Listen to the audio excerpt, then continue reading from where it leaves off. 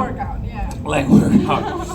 So, you've seen me before, maybe in the talking bass. My name is Niels. I'm a radio presenter, and I'm here to moderate the Q&A. Any questions? Just raise your hand or make some noise. We can talk all subjects. Maybe we should try to have some structure in it. First talk, Sure. general stuff. I can start. Today was quite a hectic day for me. Yeah, what happened? Well, so we got on a flight from Gdańsk. Am I saying that right? Gdańsk? Yeah, I was there to receive my signature bass, and I was doing some photo shoots and video shoots there, so I was there for 2 days. We shot a lot of content, got my 2 signature model basses, and then we got on the flight, and one of the crew members on the flight fell sick, so legally speaking, they cannot take more than 100 people on the flight. And we were the unlucky, I was the unlucky 30 people that got off-boarded. From the crew of the airplane, right? From the airplane, yes. So they didn't have enough personnel to attend exactly, to, attend to, so... And you said, well, listen, I have to perform. I did, yeah. I was like, I need to perform tonight, like, I need to be there. They're like, we don't care. We'll see what we can do. If there are seats available, we'll put you on the next flight. And the next available flight was at almost 3 p.m. To Copenhagen. So we went to Copenhagen, and then from Copenhagen to here, I landed at around 8 p.m. Straight to the venue. So whole day travel. It was so tiring. Yeah, it's tiring. But I'm happy that I was able to make it, because I was scared that I won't be able to make it, and then we have to reschedule the show, and that would have been terrible. Yeah.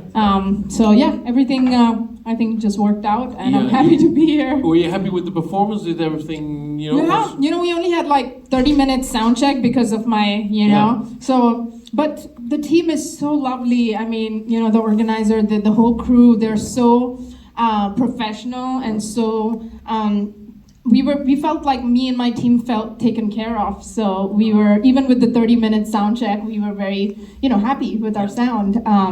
And at some point you just like, okay, whatever happens, happens, That's the fun of it. This happens more like this airplane trouble? It's funny. Me and airlines have a very weird relationship. It's like every time I travel, it's something or the other. I always tell my boyfriend who plays drums, I'm like, how many different ways can they fuck with us? Like my bass doesn't arrive, and then my suitcase will not arrive, or delayed, and then we miss the second connection flight, and then something or the other, or my visa is not on the same passport because I have 2 active passports. And they're like, why is the visa not on the same active passport? It doesn't matter. Because I don't have any pages. Probably. It's full. With so much traveling. So it's always something. So I'm always prepared for some things. Now it's become like part of my life, I think. Yeah. This would make me nervous, that the fact, because the bass is such a big instrument, you cannot take it in the cabin, right? Yeah, but there's only so much you can control in life, All right. So that's you can You're only do that. so much. Yeah, I'm so used to it. Like I used to be the kind of person who would really like panic and get stressed out, and that would affect my performance. And then my energy matters because my team needs to be taken care of, and if I'm not okay, they're gonna feel like I'm not okay, and then that affects them, and I don't want that, because I want them at their best, and when I am at my best, they can be at their best. So energy matters. You feel that responsibility. Absolutely, yeah. I mean, being a leader and being able to ask for what you want exactly as a leader is very important. If you don't know what you want, musically speaking, and even in life in general, like if you don't know where you want to be and where you see yourself in the next 5 years, then you don't know what you're working towards, Like I have a vague goal of what I want in my life, but if I don't put active effort towards it, it's not gonna happen, So that would mean sometimes compromising on 1 or 2 nights not sleeping, or finishing the album on time, or saying no to somebody that I truly want to work with, but I have to prioritize and put myself first sometimes. So those hard decisions sometimes need to be taken at this point in my career, I feel like. as much as I would love to play with other people, I feel like now is my time, and because I'm young now, I should use that to my advantage. And then when I'm, I don't know, 40, then I'll slow down, you know? But how do you determine what you want to achieve in 5 years? I mean, like I said, that's difficult. Yeah, of course it's like I said, very vague idea. Yeah. Vague idea as in like, you don't know specifically, but you have, like, it's like, I want to own a house in America by this age, or I want to have kids. Is this a real example? I mean, yeah, I would love to own a house at some point, but... Where would you like to live? Where? Somewhere not chaotic. But, you know, the economy is changing. We must not talk politics here, but... You can talk politics here, but maybe not in the States. Yeah, that's true. Yeah, maybe I can. And I'm Indian, so maybe I'm allowed. Yeah, you want to go back. I'm allowed, yeah. But... She has to go back. Yeah, exactly. Go back. Exactly. Okay. Suddenly they was like, where are you from? Yeah. India, Mohini there. You have had any trouble banned. yet? No. You haven't had They're very nice actually. I've never had any problem in immigration. Like they look me up. Firstly, they think like I am one of them because I look like, you know, a black person. So they're like, oh, you're not? I'm like, no, I'm Indian. I was like, you have an Indian passport? I'm like, yeah, I'm an Indian. I'm born and brought up in India. And then they'll be like, okay, so what do you do? I'm like, I play bass. I was like, how old are you? I'm like 29, and they're like, oh, you look like you're 17. I'm like, no. Yeah. If any questions already? You know, you all saw the performance, of course. Yeah. Maybe about that. Yeah, do you sometimes have to borrow a bass because it didn't arrive? Oh yeah, Yeah. absolutely. There have been a total of 4 times that has happened. Yes, and sometimes I was lucky enough to get a mayonnaise bass, which is my bass that I endorse. But the other 3 times it was very difficult because I had to play on a 4-string. Oh. Yeah, and it was a passive bass too. Like I think the 2 of the 3 basses were passive, and the other one was like something was broken. But you have no choice. Like, what do? You know, either all these people are there for me to see me play. Am I gonna say no? I'm not gonna perform.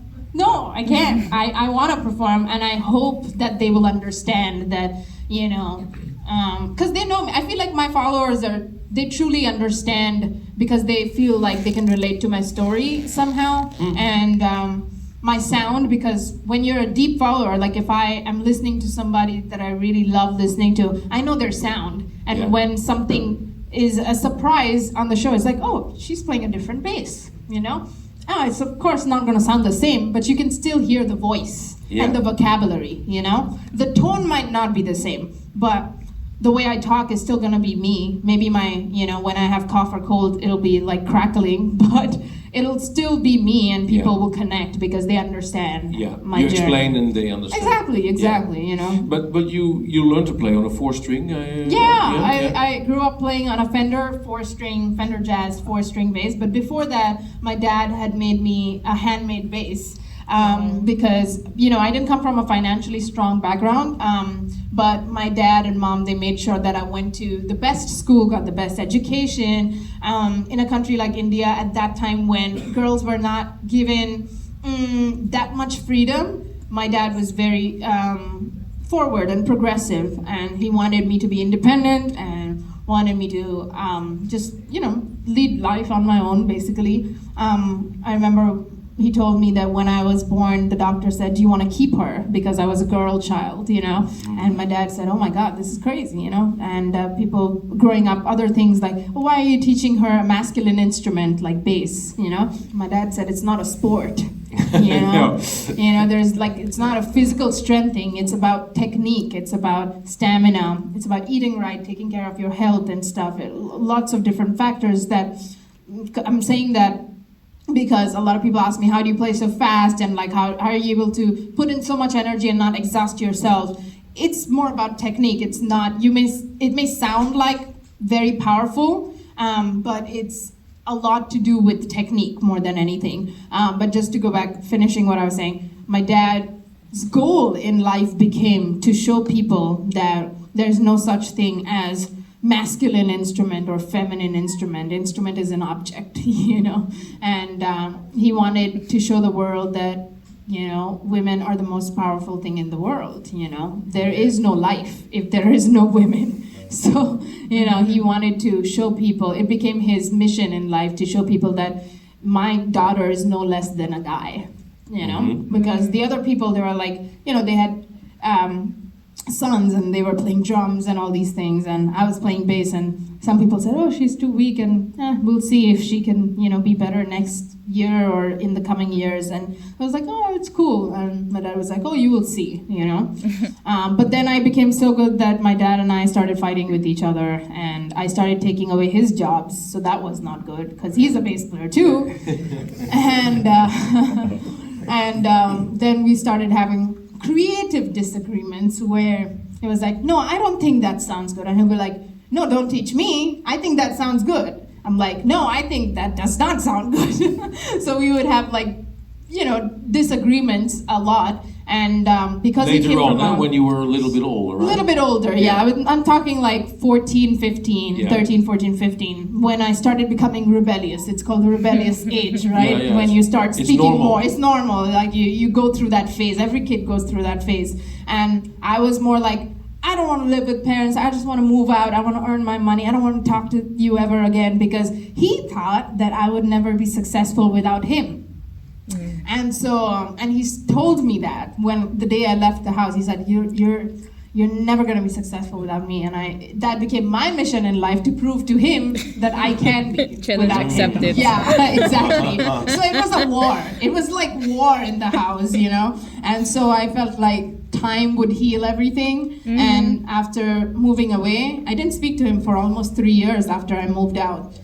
But in those 3 years, I worked so hard, and I saved up so much that I was able to stand on my feet, stand on my ground, and all the work that I was doing, I was playing for a lot of movies, Bollywood movies. Oh. Yeah. And music or like also a session, acting? Musician. As a musician, as a studio musician, studio So after school, I would go to a studio where Ranjit Barrett, who is like my second father, not blood related, but I see him as a father figure, because he introduced me, one of the role models that introduced me to the music industry, and he showed me like how to do business and stuff like that. I learned a lot. It was like a real time. He did the last 3 or 4 tours with John McLaughlin. So if you want to know who he is, he has played a huge role in my upbringing, just like my father. So after I moved out, I saved up a lot. I used to play in the studio, in his studio, Nirvana studio it was called, and I played on a bunch of Bollywood movies and bunch of jingles. You know what jingles are? Yeah, radio jingles. Yeah, like advertised music, like toothpaste ad or... And what would you do? You would not go like... No. Take it easy, right? See, that doesn't pay. Yeah, see, the more notes you play, the less you get paid. It's very rare situations when you get paid more for playing more notes. Yeah. But in most situations, the least you play, the more you get paid. That's why pop gigs, I bet it pays. just play boom, boom, boom, boom, boom, boom, boom, and get paid a lot of money weekly, So yes, I was getting a good amount of money, I would say, not the best, but I was, upcoming musician there, and my name was going around. It's like, oh, there's this little girl playing bass, you should check her out. And then I got a call from A.R. Rahman. Do you know who A.R. Rahman is? Okay, so, people that do know A.R. Rahman. Yeah, for the rest of the audience that don't know him. So you could call him like the Quincy Jones of India, but he can sell out pretty much every venue in America too, like the biggest of the biggest arenas, he can sell out. So yeah, they're pretty much in the same level, I would say. One of the most hardworking musicians, and I was I think 16 or 17 when I worked for him for the first time. And I didn't even know I worked for him because I was playing for so many movies in that studio. I would just record and go back home. I wouldn't even ask like what song it was or who the music director was, nothing. I play, I take my money, go back to school, do my studies, just like I was trying to save up so that I could leave my parents' place, So I didn't care about anything, but that became my goal. Anyway, so the 2 days after the recording session, AR called me and said, I really love your work on my song. And I was like, which song? Yeah. Because I don't remember which song, because I played on so many songs. And he's like, oh, 2 days ago you were recording in Nirvana. So I'm like, oh, yeah. He's like, would you be interested in being a part of Coke Studio? This there's MTV, like global MTV, and then there's MTV India channel. So at that time, MTV India was hosting Coke Studio sessions and MTV Unplugged sessions. So I was a part of the house band. Oh, nice. And yeah, so I was doing full day shootings, full night shootings for like 3-4 days. It was extremely exhausting. Yeah. But paid good money, so I did it. And then when I got a call from AR, he said, I want you for my episode. And then the MTV production crew said, I said, yeah, I'll do it. But I didn't know how big he was at that time, because I didn't grow up listening to A.R. Rahman's music. My dad used to play Chick Corea Electric Band, Weather Report, and Extraction, Greg Howe, like all this progressive fusion music. So I grew up playing and listening to that kind of music. But I knew a few hit songs like Humdum, Dil Se, because as an Indian, if you don't know those songs, then you're living in a hole, probably. I don't know. But yeah, I had heard those, and I was like, wow, he has Grammys, he has BAFTA, Oscar Awards, Filmfare Awards. I'm like, wow, he's really big. So I joined this band after being a part of the MTV episode, and then I worked with him for 8.5 years. Yeah, so that became my main gig. And people got to know more about me in India through AR, because I was being seen on TV and like live shows, and AR would give me solo feature spots. So even though it was a pop gig where I was playing very simple stuff, nothing like this. You could be up front. Yes, he would give me a small solo spot. Sometimes when the show was longer, and I would play a little bit, and people would get to know me. And how much freedom did you take in those little bits? Full freedom. I mean, if you let me loose, I'm gonna play. Yeah. But I was upcoming. I was growing. I was still learning. I was still getting better with time. I was writing my music, but I'd never released anything at that point. Until 3 years ago, my debut album released 3 years ago. Before pandemic, I had to take a very tough decision of leaving the band, because there's no growth if you're stuck in one place, right? Like I said, sometimes you have to say no to, make those hard decisions, to prioritize yourself, so that you can update yourself with times changing.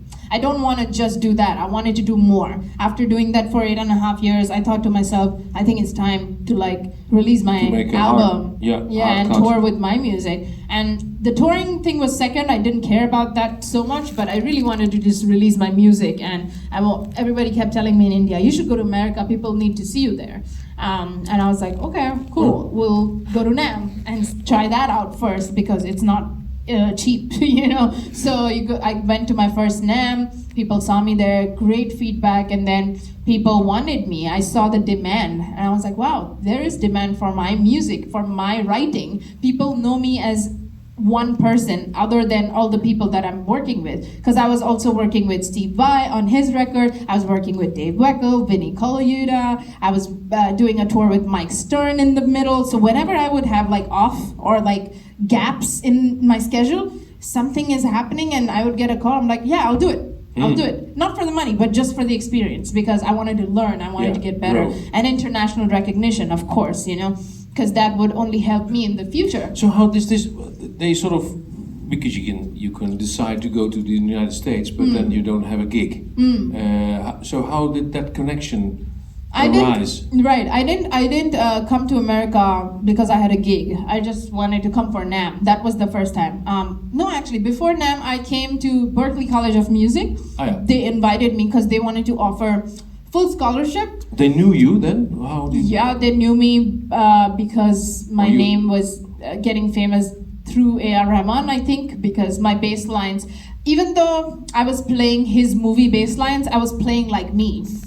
So people were like, this is different. Distinct. Yeah, this is different. These are the same bass lines, but it's different, And my name was going around, and so Berklee heard me, and Berklee was seeing I was collaborating with a lot of international musicians online. So there's virtually. always people on the lookout. Yeah, for, you know, talent.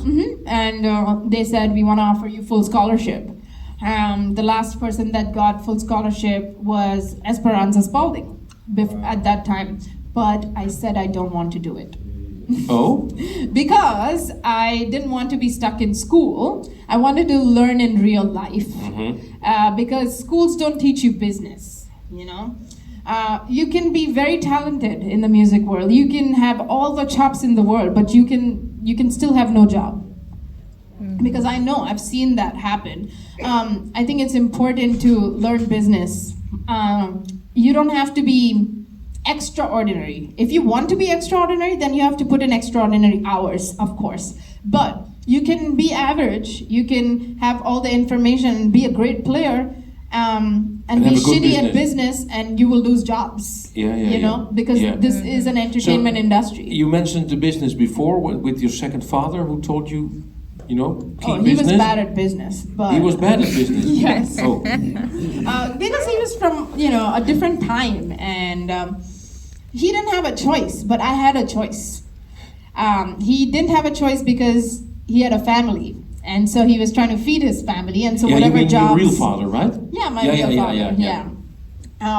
His name was Joy, and he had no choice, so he had to provide for his family. So whatever jobs he got, he said yes to it because of the money part. But me, I had a choice. I could say no because I knew my worth. And I knew that there is something that people want that they can't find anywhere else. And How did you know that you had that value? I knew. I was very confident as a kid. I knew that, first of all, I was playing bass, which was unlike. I was the first female bass player in India.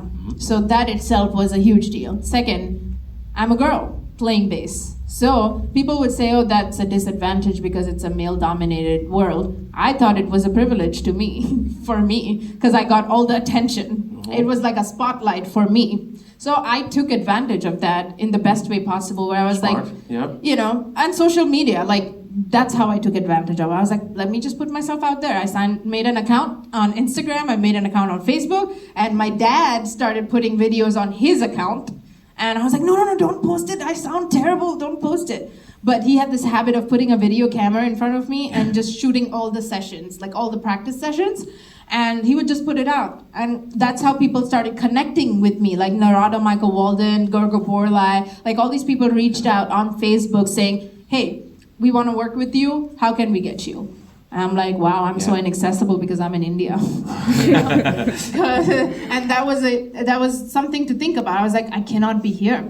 I have to go somewhere else because at that point, after having worked in the Indian music industry for almost 16 years, I was like, now it's time to move out. Otherwise, I'll be stuck here. And where did you go? I mean, where America. America. But what kind of place do you live? LA, Los Angeles. Okay, Yeah. that's a good hub to work from and to be inspired, or? No, I had a lot of friends like Scott Kinsey and like people that I followed and, you know, people that I looked up to, and they said, we'll show you around. Like the president of Berkeley, he said, come over, we'll show you around. Even though I said no to the scholarship, they were still very nice. Oh? I had... And you were lucky because a lot of musicians, they say they're musicians in Los Angeles, but they don't work as a musician. Exactly, and it really matters, like when you are a musician and you don't know where you want to place yourself in the music industry, because it's big, right?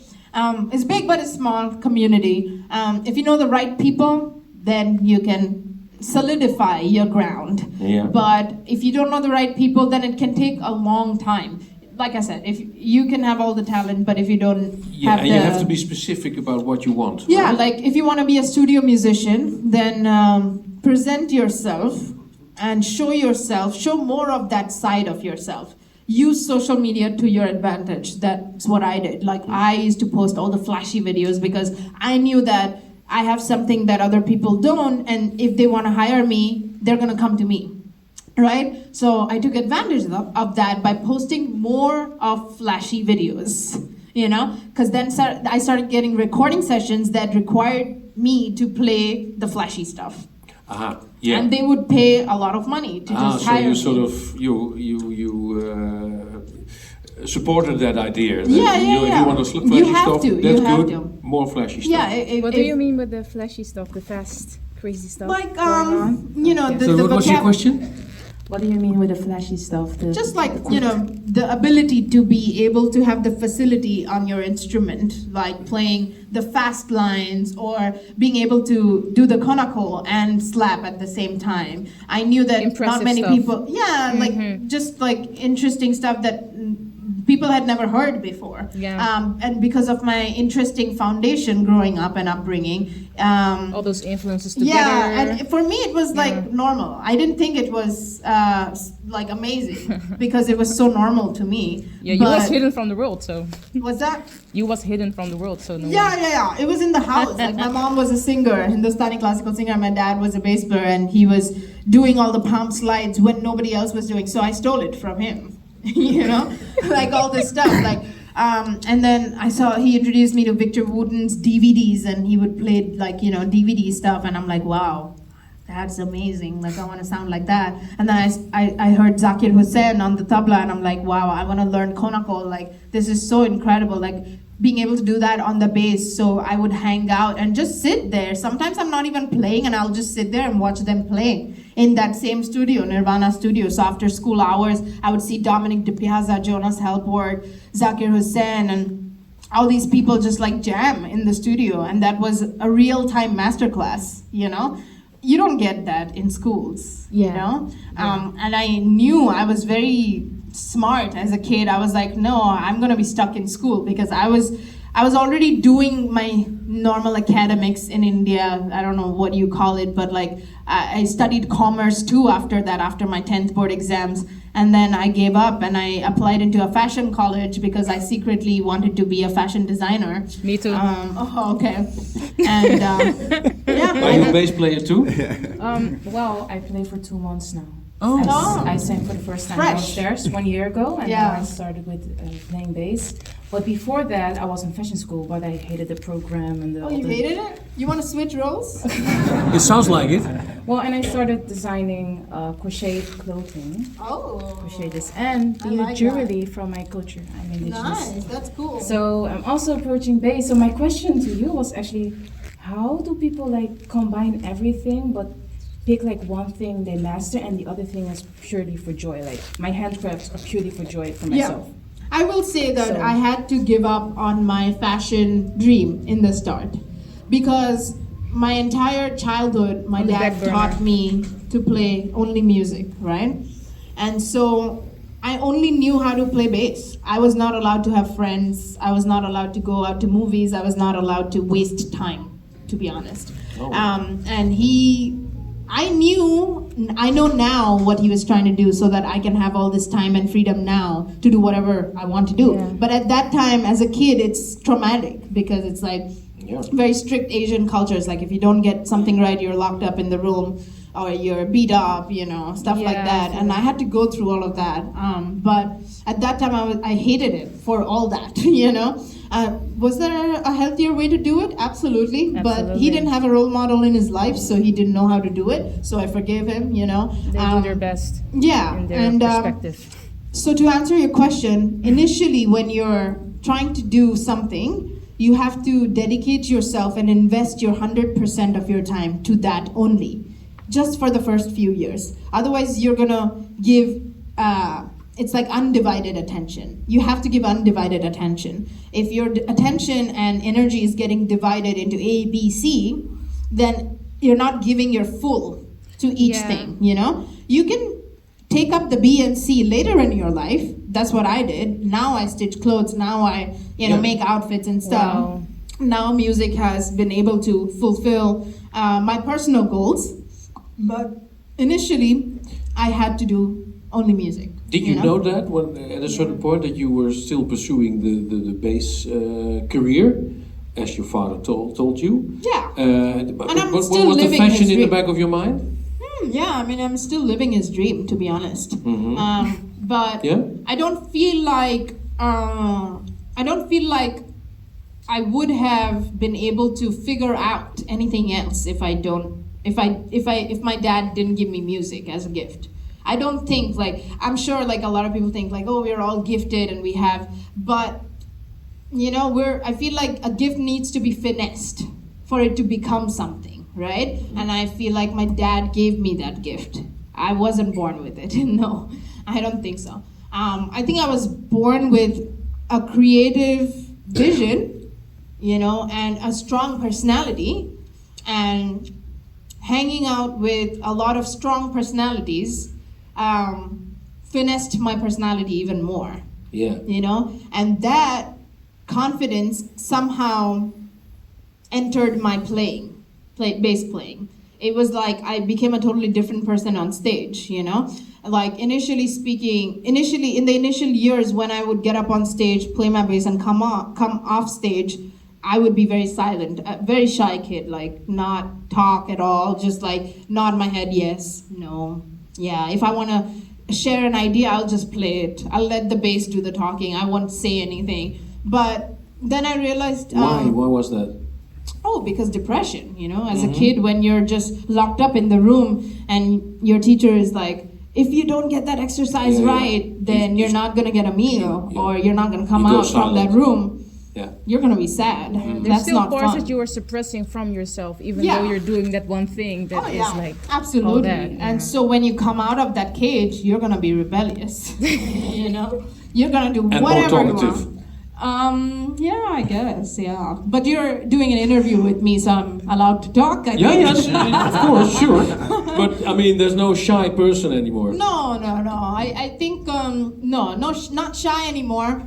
But we all have times where we need to be silent and self-analyze, you know, and self-reflect and figure out where you're at emotionally and figure out where you're at in your life, because I'm not just a musician, I'm a daughter. And after Dad passed, which was 2 years ago, I became kind of the dad, the husband, the, you know, like role, you know. And I've been the kind of like the breadwinner since I was 17 years old. So, that's kind of like I would say, Indian culture in a way where the kids end up taking care of their parents. But I wanted to truly do it because my mom gave up her career to support the family. And if she didn't take a back seat, then I would not have been able to do what I do now. And same with my sister. She plays guitar and she plays for a lot of Bollywood movies too, back in India. And she has her own band she tours with. And so, yeah, I think everybody has their own path, and everybody's destiny is in their own hands, I believe. Yeah. Truly believe that. I don't believe in fate. I truly believe your choices make a huge difference in life. Of course, Yeah. but Yeah. there must also be moments where you had some luck. Nah. No? No. You don't believe in luck? I don't believe in luck. You Yeah. don't believe in Preparation, coincidence? opportunity together. Yeah, Yeah. I think I'd like to give my dad credit. I like to give myself credit for all the hard work I did. If I didn't put in effort, if I didn't spend those sleepless nights, how would I be lucky? I would not have tours. I would not have the fans I have the attention I have the followers I have. You know, it's Could there important. maybe be another girl in India who also has parents telling her to rehearse and Yeah, if that's your goal. and yeah, but she will never know who she is because maybe she doesn't have any. What did I say? It's a choice, right? It's a choice. If you want to be average, then you put average amount of hours. If you want to be extraordinary, Maybe you she put is not extraordinary. average, but she's just not noticed. It's subjective, I would say. It's really perception. It depends on what you want to be in life, you know? Like I said, if you want to be a pop bass player, then you educate yourself in the pop realm. You know about the history of pop. If you want to be a rock bass player, you know the history of rock. If you want to be a versatile musician, you need to put in all the effort to know everything.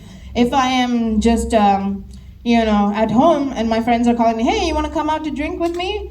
Instead of practicing at home, Yeah, there you I go. wouldn't be lucky to be here then, you know?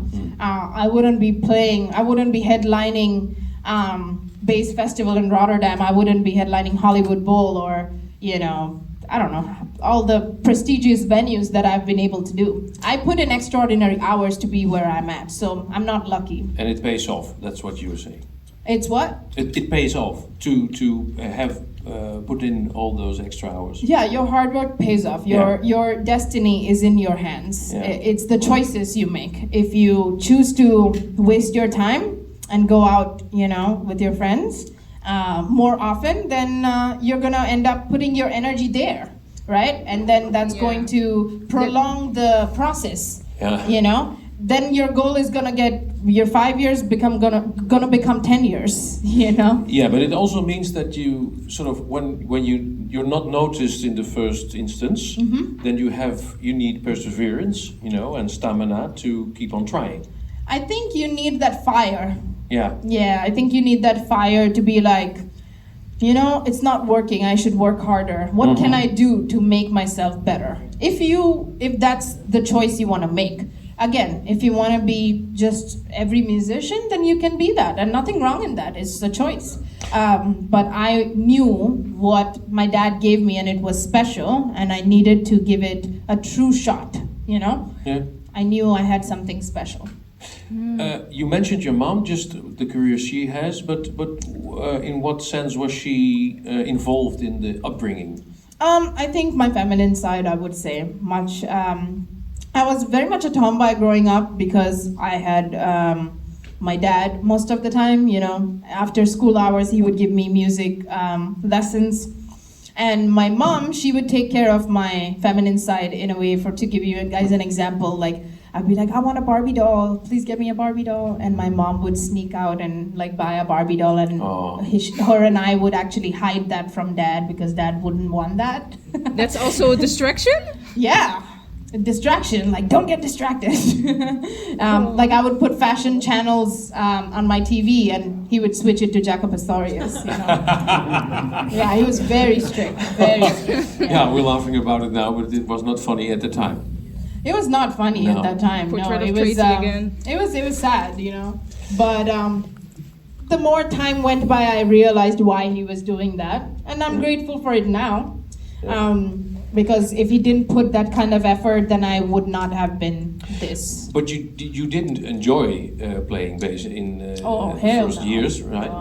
Do you enjoy it now? Yeah, I do enjoy it now. Yeah? Really? Because I found a similarity between fashion designing and music, and this is gonna sound really interesting to some people and funny to some people. Fabrics, right? Like different kinds of fabric. Like this is a thicker fabric, and she's wearing, you're wearing Different textiles. Yeah, different textiles, right? It's I love cotton. mixing different textiles and creating something from nothing. And music is the same. Like you work with so many different genres of music, and you work with so many different kinds of people from all over the world, and India is so culturally diverse.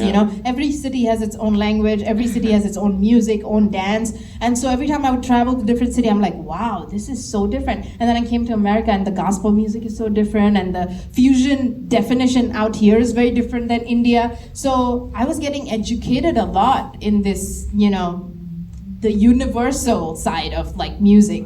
And I was like, wow, I realized I really like creating something from nothing. I like mixing things and creating, you could call me a fusion baby. It's like I will take up my mom's saris and my dad's pants and, make something out of it and wear it on stage. So I was like one of those kids, because I was not allowed to have friends, I would just sit at home and paint with Q-tips and stitch clothes and wear it on stage, But again, India was so conservative back then. I would wear full pants and full t-shirts and shirts and all of that, But then when I left the house, then I was like, damn, now I can do whatever the fuck I want. And then, but I even after I moved out, I spent most of my time just aggressively saving up, because I knew that finance is stability. You and can make your independence. and independence, exactly. And if I don't have stability, I cannot make my dreams come true, and I cannot support my family. And life is unpredictable. You can, like I said in the initially when I started talking to you, you can only control so much, right? life is very unpredictable, and so you have to live it to the fullest, and you have to be grateful for what you have, and don't whine. Just just be grateful Don't and whine. be thankful for Yeah. what you have. And I'm truly very grateful for my upbringing too. At that time, of course, it was not fun, but now I'm grateful for it. Yeah. After my dad passed, my mom became kind of like my baby, and as much as that sounds like a responsibility, I already had that kind of responsibility as a kid growing up. So it was not new, but I realized that there's no one other than me, because there was no extended family growing up. So I didn't get like grandpa or grandma love. Like my mom and dad fell in love and got married, and at that time falling in love, getting married was such a taboo, because love marriage, oh my God, different religions, and so both the families disowned them. Yeah, and so that's why they had a hard time then? that's why they had a hard time, and they had to support. build everything from scratch, and so they moved out of their city, Calcutta, and moved to Mumbai, which was a very expensive city, but kind of like how there's this saying, like, if you make it in New York or LA, I think, then you can make it, New because York, it's expensive, anywhere. right? Yeah. Mumbai, It goes for Mumbai. yeah, so all musicians kind of move to Mumbai, and if you make it there, then you can survive. So my mom and dad formed a band together, and she would sing and he would play bass, and they gathered a lot of money, and then my mom got pregnant, and traditionally speaking, women always end up taking the back seat, so she did. And now when I ask her, I was like, do you regret that? She's like, no, I don't regret it, but I will say that if I had the choice to go back and change that, I would have. Because she's an artist, she wants to perform. Yeah. She would have loved to continue her profession, but the fact that she gave up and she had to be at home and become the caretaker in the family, that just became the norm, and over the years, she saw me get all the things that I needed, my sister get all the things that she needed, and then Dad was on tours for a long time, and then he would come back and make sure that we're doing well in our academics and life in general. What does your sister do? Guitar. She plays guitar. Oh yeah. Mhm. Yeah. Yeah. But not together. Oh, we had a band together. Oh yeah. Yeah, but that's a whole different story. Let's talk about a little bit about the concert. Any questions about that? You did 2 new songs from an upcoming album. Yeah. I'm almost done with my new album. I thought, why not play 2 songs from my album as a surprise? And Thank so you I for did. sharing. Thank you. I did not Thank you. film respectfully. Oh, thank you. With the new guitar. With the new bass. Oh, sorry, the new. But it's a bass guitar. You call it a signature bass. Yes. Mm-hmm. It has lights. It had lights on it. It had LED It had lights, lights. yeah, and it had gold specks on it on the body. If you saw it very closely with the lights, it has gold specks on it. And I named the signature bass, my signature bass, Swara, which comes from an ancient Sanskrit. Swara. S-V-A-R-A. And it's an ancient Sanskrit word which means divine musical note. Aha. It means one. Yeah. Coming together as one, united, very sacred, very spiritual, and yeah, I named that because I feel like we have too much going on in the world, and we all need to be, united, and we need to stick with each other. All right, that's the message. Yes. From that bass guitar. Yeah. Because you play a lot of notes on this one note guitar thing. That's funny. Yeah. Shiny Yeah. Mm-hmm. LED. You happy with it? Did it go well? Or was it as you expected? You said you played it for the first time. I played it for the On first stage? time on stage. Yeah. It was really fun. I think it has a very unique personality. It's like a better version of my old bass, my main bass that I initially started the gig with. That was my main bass. If you saw the 2 basses, they both look kind of similar, But the only advancement is the LEDs and the gold specs. And also we added more high mids to my bass because when I slap, I like a lot of 4K. you know? Yeah, 4K, in the Mhm. audio spectrum. Yeah, I like a lot of brightness in my tone, a lot of brilliance in my tone. It's sub heavy, but there's a lot of mid lows, bridge heavy pickups. You know, how many bass players out here? Oh, a couple Nice, of them. yeah. Yeah. So you know what I'm talking about, like that kind of tight tone, very like crispy. And one other thing that also makes a huge difference, I don't know if you guys know this about me, but I actually have a condition which does not allow my nails to grow. So I always have to stick fake nails. So these are not my nails, these are polygels that I have to get done. And I use the tip of my nail to play the bass. And that's why I get a very crispy tone. I go between my fingertip and the tip of the nail to go in and out. Whenever I want more attack, I go the tip of the nail, and when I want a little more sub and a little more round tone, I play with the tip of my finger. The fleshy part. Yeah. Yeah. The fleshy part. The flash part. Yeah. Yeah, she likes meat, so. There's a question here. No plectrum. No I suck plectrum? at it. I suck at it. I've tried it. Maybe later, when I'm 40. When I play like.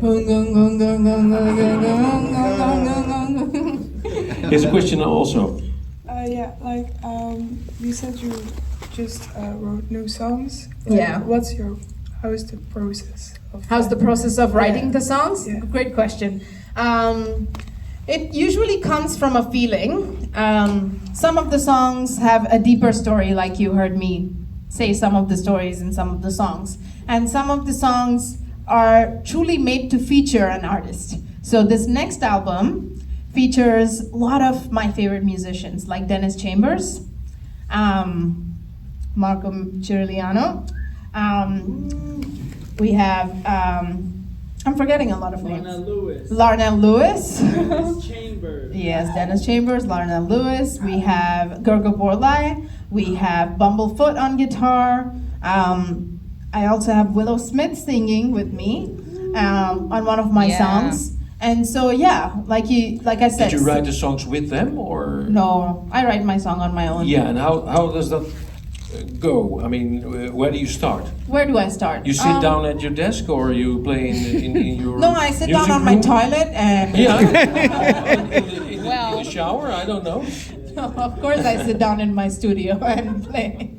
I sit down on my chair and sorry, it's so funny. But yeah, I think I have like a groove idea. Sometimes I'll be sound checking with my band, or sometimes I'll be just playing, and I'm like, oh, that's cool. Let me save that, and I'll record it on my phone and save it.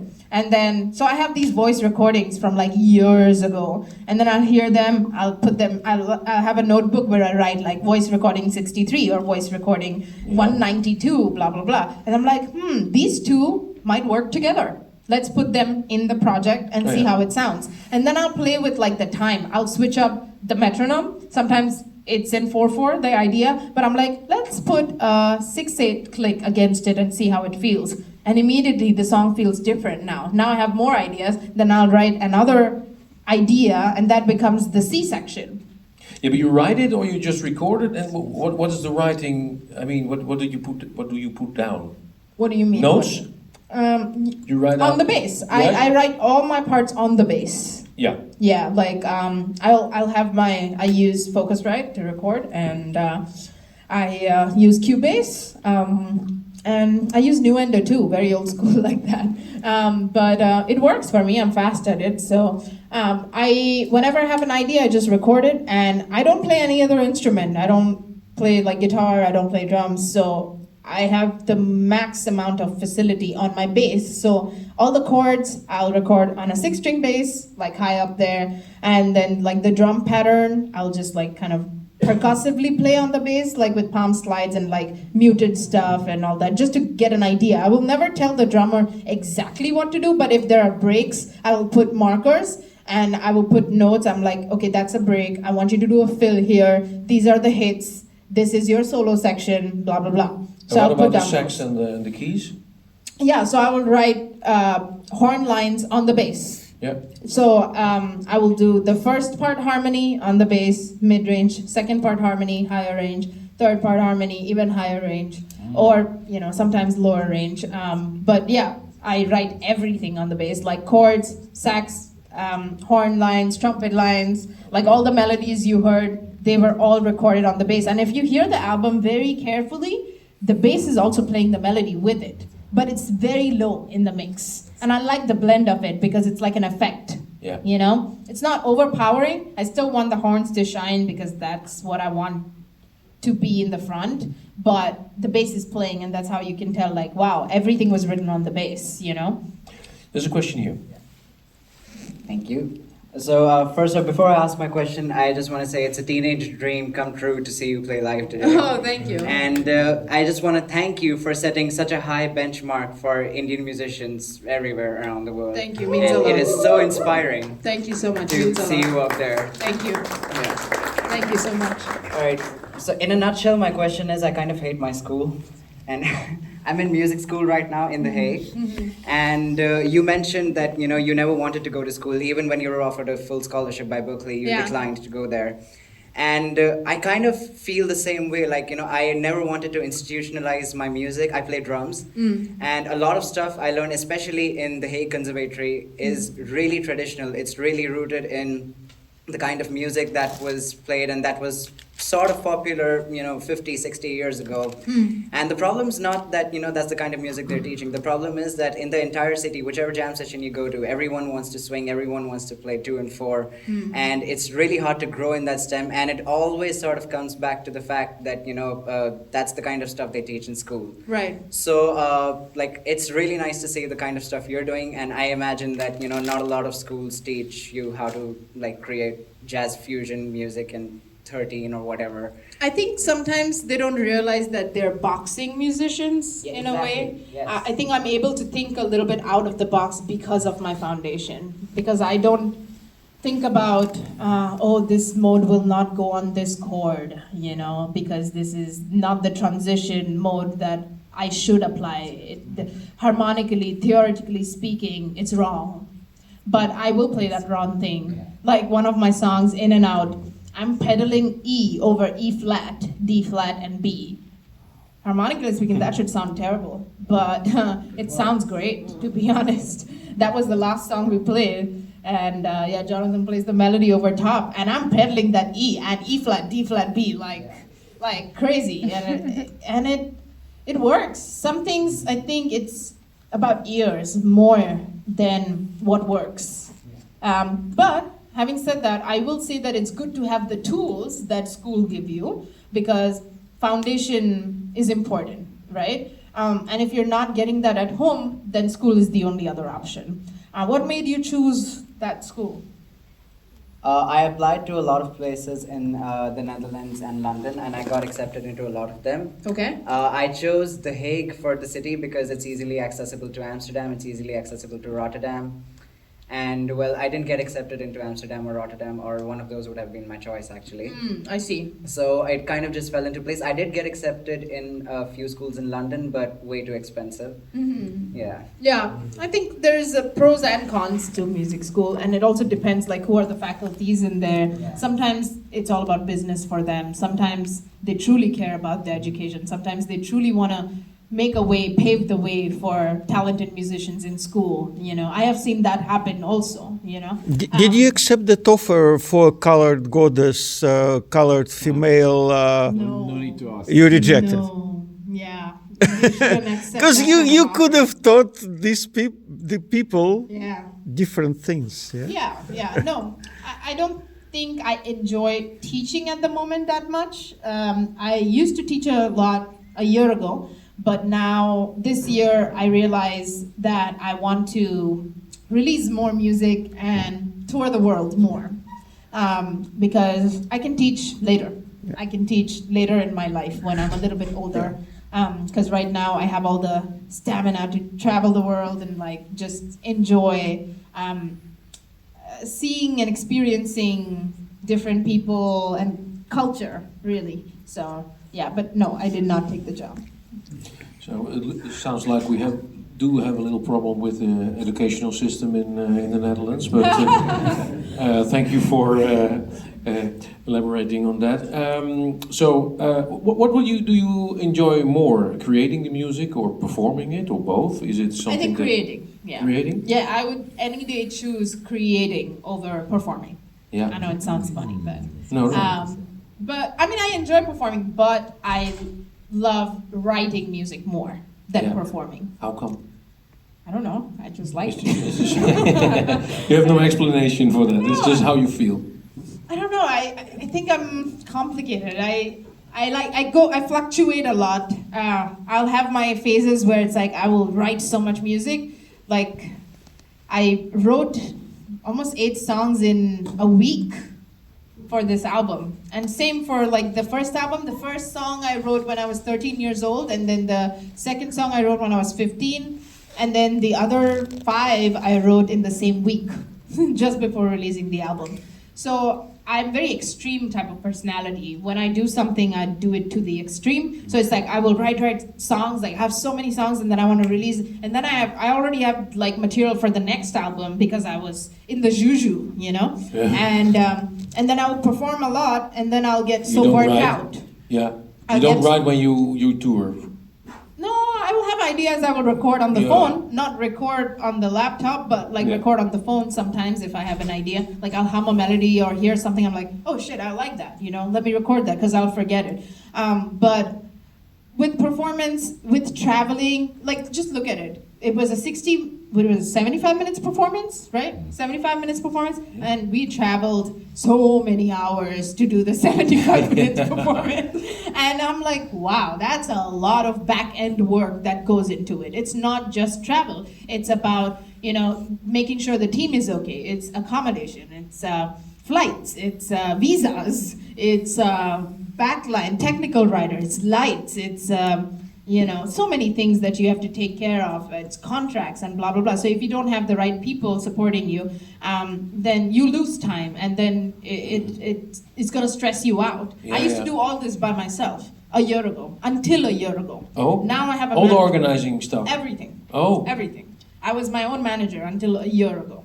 But now I have a manager, I have a whole team, a management agency that takes care of everything. So now you're gonna tour more. Exactly. That was my whole point. I was like, I don't see myself doing this for a long time if I don't have help. Yeah. So when management agency came on board, I was like, okay, now I can tour more because now I'm not stressing out over the numbers. I'm not stressing out over contracts or reading these contracts because I'm not even signing. So it's like better for me. It's called delegation, right? You have to delegate. The more time you have, the more money you'll make. If you stress yourself out, it's going to affect your work, and then the quality is affected, you know? So you always want to be mindful and careful of these things, you know?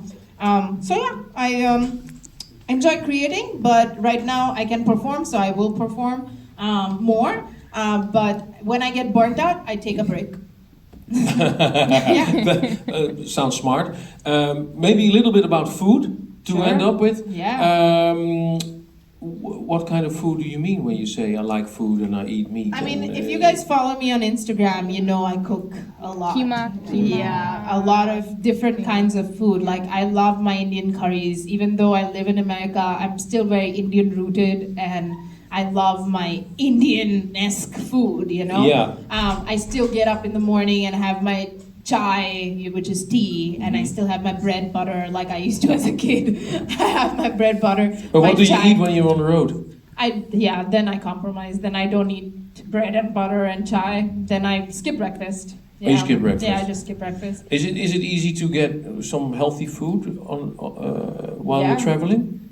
Yeah, I mean, you know, like I said, if you're working at a level where you are catered the right way and you have everything on the tech rider and the hospitality rider, then the crew, the production, the festival makes sure that you have all the things. Like I traveled all this time, and if I didn't have energy drinks on my tech rider, then I would have been dead. You know?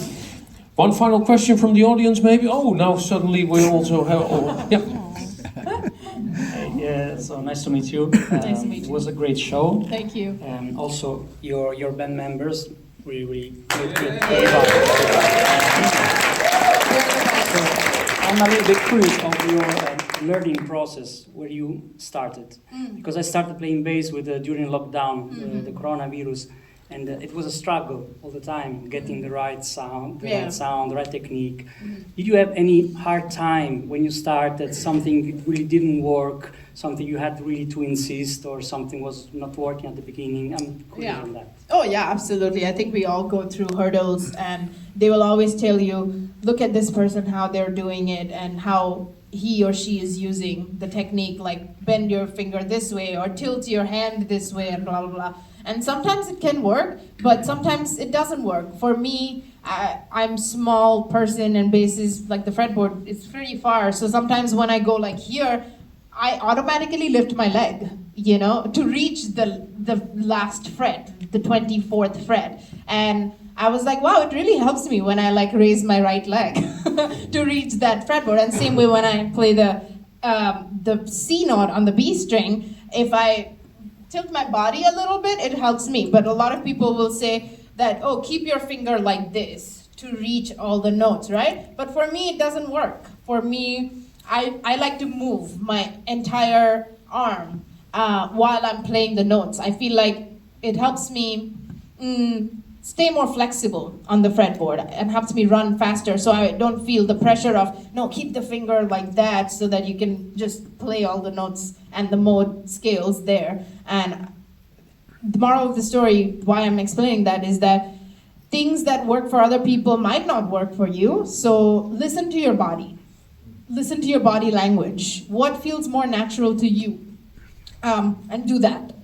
And because sometimes your wrist can end up feeling more strained and drained, and or your nerves like paining, you know, and you got to be careful with that. If that is happening more often, you're going to end up with serious injury, and then that pain will kill you forever, and it'll be a forever damage. You don't want that. One of the biggest. Not yet. That's good. That's good. One of the biggest challenges I had was when I started playing bass, my dad taught me to play on a high action bass where the strings were high on the fretboard. And so imagine the kind of pressure and the amount of strength you're needing to press the note to make one note sound, right? Not only are you spending more time, but also like that microsecond or whatever, but more time and more energy, and you're losing stamina because it's hurting your wrist, right? So I was playing like that for many years until, I don't know which year it was, I was touring with Guthrie Govan in Japan, and my main bass stopped working. And I contacted my company and I said, I need a bass. They sent a bass through this guy called Hajime in Japan. It was his personal bass, and his bass was set up, the action was, the strings were almost touching the fretboard to the point where it could start buzzing. If I played harder, it would buzz. But the trick is you don't have to play that hard.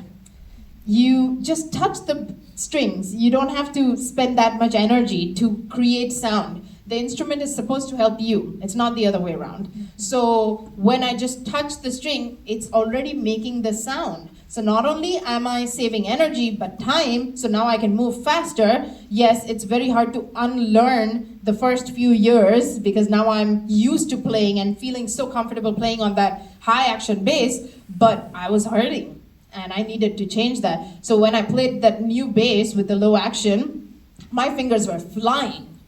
And I was saving so much volume, because it was low action and I was saving so much energy, because I was digging in my old bass, right, to make a sound, because I'm digging in hard and, trying to, because my dad would say, play from the end of the bridge so that you get that attack sound, right? And he used to play like that, so obviously he taught me to play like that. And so I would play so hard to get that tone. But you don't need to do that when the EQ is right there and you have a powerful preamp in there doing the job for you. So let it work for you. So I had to teach myself that, and I learned from my trials and errors. So if my bass didn't stop working, I wouldn't have switched to the lower action bass. Well, I was like, oh wow, this is amazing. And now I have 50% more headroom on the volume, which is amazing, Okay. Yeah, there was one necessary question here. I just wanted to know, you've worked with a lot of famous musicians, also a lot of great musicians. Who's your favorite to work with? Oh man, that's a difficult question to answer, because I've been truly grateful to have worked with some of the most amazing people, not just musicians, but people. And I think it's important to work with good people. I would prefer a good person over a great musician with an asshole personality any day. Because it's easy to work with. You want a long-term relationship, right? So I respect humanity. I respect people that are kind and humble, and that goes a long way.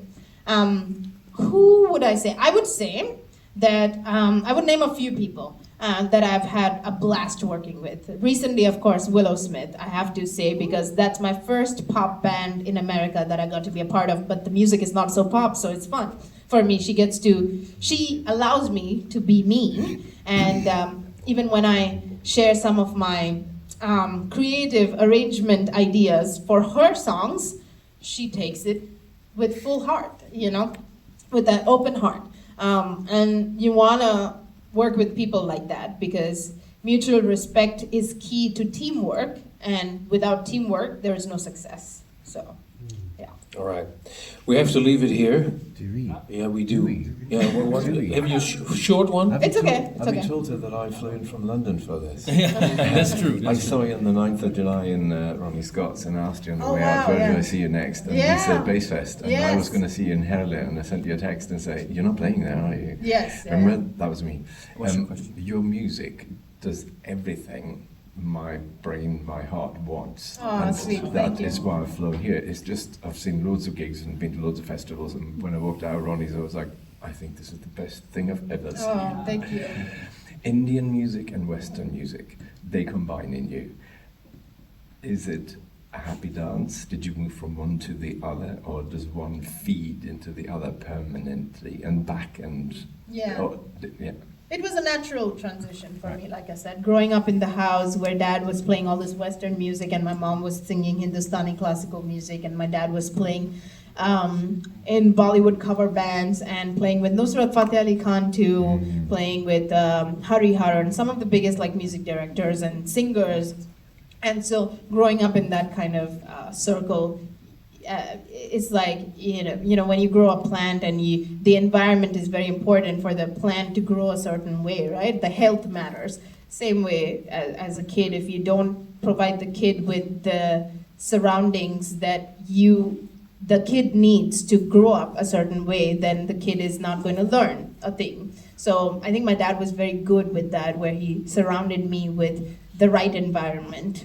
Always music around, always musicians around me, always studio atmosphere, After school hours, I would hold his hand and go to watch him play in his shows, So that was my upbringing. So it was a natural transition. I never felt like those two were different. I felt like one, because I never really differentiated music. It was just music for me, so yeah. It's quite late, but still, you're selling CDs outside this studio.